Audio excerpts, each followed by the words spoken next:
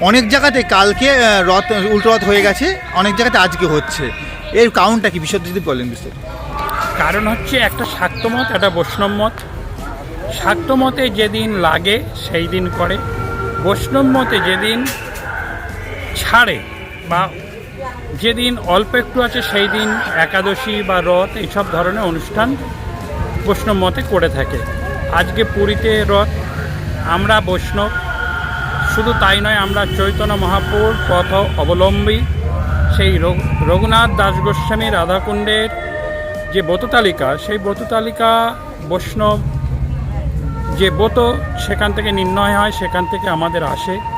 আমরা সেখানে অনেক মহান মহান বৈষ্ণব যারা নাকি সংস্কৃতে ডিগ্রিধারী, তারা সব থেকে সভা হয়, সভা হয়ে এই বৈষ্ণব ব্রত নির্ণয় হয়। তাতে লেখা আছে আজকে 16 তারিখ মঙ্গলবার পুনর্যাত্রা জগন্নাথ দেবের, পুরীতেও হচ্ছে আজকে আমাদের এখানে, এই জন্য আমরা পালন করি।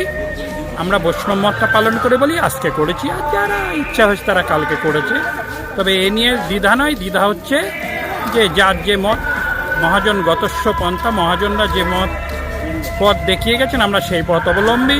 এর জন্য আজকে আমরা পুনর্যাত্রা বা উল্টো রথ পালন করছি। এটা কততম রথ হচ্ছে শিমলি? 39তম রথ এই এবছর রথযাত্রা। আপনার নাম? এর নাম হচ্ছে শিমুর আলী শ্রী না, আপনার মঠের রথযাত্রা।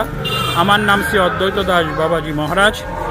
এখানটা মন্দির শ্রী শ্রী পুরুষোত্তম সঞ্জয় শ্রীপাঠ।